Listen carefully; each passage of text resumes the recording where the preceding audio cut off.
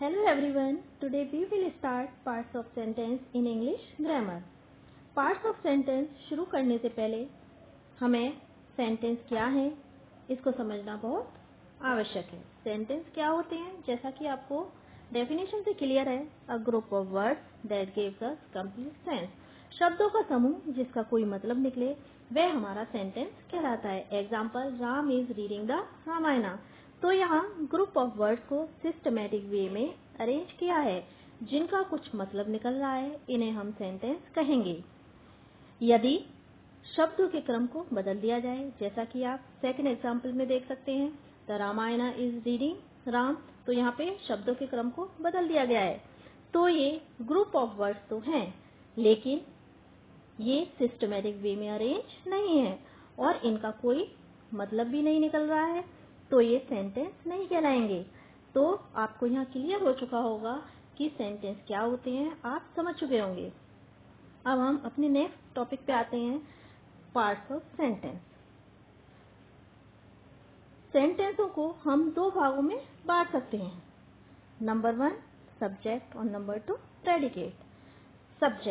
Subject क्या है? जैसा कि पॉइंट आउट किया गया है, डूअर या जिसके बारे में कुछ कहा जाए, वाक्य में जिसके बारे में बात की जाए या वाक्य में जो काम को करने वाला होता है, सब्जेक्ट कहलाता है। डूअर या जिसके बारे में बात की जाए वह होता है सब्जेक्ट। जैसे Ram is reading the Ramayana, वही एग्जाम्पल है।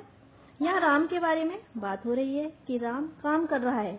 राम क्या कर रहा है? कुछ काम कर रहा है, तो ये डूअर है इस वाक्य का। आपको यहाँ पर 2 पॉइंट्स याद रखनी है कि सब्जेक्ट 2 चीजें हो सकती हैं, एक तो डूअर, दूसरा एक हो सकता है जिसके बारे में बात की जाए।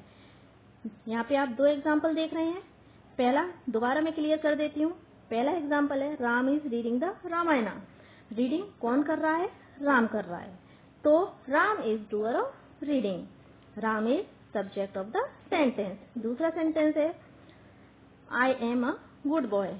यहाँ आई कुछ काम नहीं कर रहा है, यहाँ कोई डूअर नहीं है। किसके बारे में कहा जा रहा है? आई के बारे में। मैं एक अच्छा लड़का हूँ, आई एम अ गुड बॉय। किसके बारे में बात हो रही है? मेरे बारे में। तो बस हमें यही याद रखना है, सब्जेक्ट 2 चीजें हो सकती हैं, डूअर और जिसके बारे में कुछ बात की जाए। Trick for finding subject.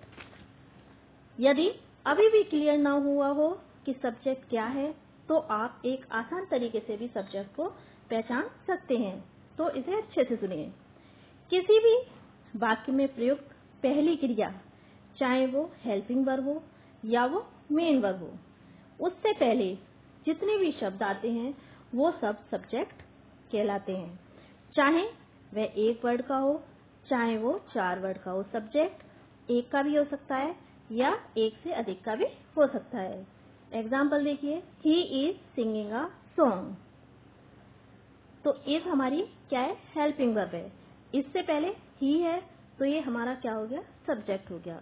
दूसरा सेंटेंस है ऑल स्टूडेंट्स डांसिंग वेल। तो हमारी यहाँ पे मेन वर्ब क्या है? डांस्ड। तो डांस हमारी मेन वर्ब है, उससे पहले का क्या हो गया? हमारा सब्जेक्ट हो गया। ऑल स्टूडेंट्स हमारा हुआ सब्जेक्ट। तो आप इस तरह से भी सब्जेक्ट को पहचान सकते हैं। अब हमारा सेकंड टॉपिक आता है प्रेडिकेट। सब्जेक्ट हम समझ चुके, अब हम किस पे आते हैं? प्रेडिकेट पार्ट पे। इसकी डेफिनेशन देखिए, what is said about subject that is predicate. Subject के बारे में जो कहा जाए प्रेडिकेट कहलाता है। एग्जाम्पल वही है, Ram is reading the Ramayana. यहाँ Ram is doer of the sentence. Reading का काम कौन कर रहा है? राम कर रहा है, तो यहाँ राम हमारा सब्जेक्ट पार्ट है और इज रीडिंग द रामायण हमारा प्रेडिकेट पार्ट है। सब्जेक्ट को छोड़कर सारी चीजें प्रेडिकेट होते हैं। फॉर्मूला, इसका भी एक फॉर्मूला होता है, इसे भी हम इस तरह से समझ सकते हैं, चाहे हेल्पिंग वर्ब हो चाहे मेन वर्ब हो, वहां से लेकर जितने भी वर्ड बचे हैं वह प्रेडिकेट होते हैं। Example, all student are playing football. तो हमारी हेल्पिंग, यहाँ पे क्या है हेल्पिंग वर्ब? आर। तो आर से लेके हमारा क्या है? प्रेडिकेट पार्ट है। आर प्लेइंग फुटबॉल, ये हमारा क्या हो गया? प्रेडिकेट पार्ट हो गया। यहाँ तक आप समझ चुके होंगे कि सब्जेक्ट क्या होता है, प्रेडिकेट क्या होता है। फिर हम अपना पहले टॉपिक पे आते हैं, पार्ट्स ऑफ सब्जेक्ट। सब्जेक्ट के भी पार्ट्स होते हैं। एक्चुअली सब्जेक्ट के दो पार्ट्स होते हैं। Number 1 qualifier, number 2 head word. इसे मेन वर्ड भी बोलते हैं। नंबर 1 पे आते हैं हम क्वालिफायर पे। जो किसी चीज को क्वालिफाई करे वह किसको क्वालिफाई करता है? क्वालिफायर हेड वर्ड को क्वालिफाई करता है। Qualifier is the word that qualify head word और मेन वर्ड। ये इसकी डेफिनेशन है। सब्जेक्ट दो चीजों से मिलकर बनता है, एक तो क्वालिफायर, दूसरा हेड वर्ड या मेन वर्ड। तो क्वालिफायर हेड वर्ड से पहले आता है और सब्जेक्ट के बारे में दो चीजें ही बताता है। क्या बताता है? कितना और नंबर 2 किसका। नंबर 1 कितना और नंबर 2 किसका। एग्जाम्पल देखिए। पहला एग्जाम्पल है, some birds are flying. Some birds आपका क्या है? सेंटेंस में सब्जेक्ट है, जो हमारा हेड वर्ड है, वो है वर्ड्स, और वर्ड्स को क्वालिफाई कर रहा है सम। तो सम क्वालिफायर है और वर्ड्स हमारा हेड वर्ड है। नंबर दूसरा एग्जाम्पल है, my father is an engineer. My father is the subject of the sentence. यहाँ पे जो है माई फादर है, वो हमारा क्या है? सब्जेक्ट है। माई क्वालिफायर है और फादर हेड वर्ड है।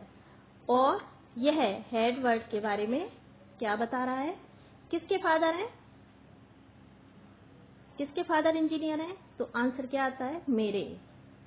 तो जो क्वालिफायर है हेड वर्ड के बारे में दो ही चीजें बताता है, कि जो हेड वर्ड है वो किसका है और जो हेड वर्ड है वो कितना है। नंबर 1 आपका आ गया हेड वर्ड, क्वालिफायर आ गया। और अब हम बात करते हैं हेड वर्ड की। हेड वर्ड जो सब्जेक्ट में प्रयुक्त नाउन या प्रोनाउन होता है उसे हम कहते हैं हेड वर्ड। हेड वर्ड जो होता है वह क्वालिफाई करता है क्वालिफायर को। हेड वर्ड जो होता है वो क्वालिफाई किया जाता है क्वालिफायर के द्वारा। तो आपको यहाँ तक समझ में आ चुका होगा। अब क्वालिफायर के भी कई पार्ट्स हैं जो हम कवर करेंगे नेक्स्ट वीडियो में। Till then bye.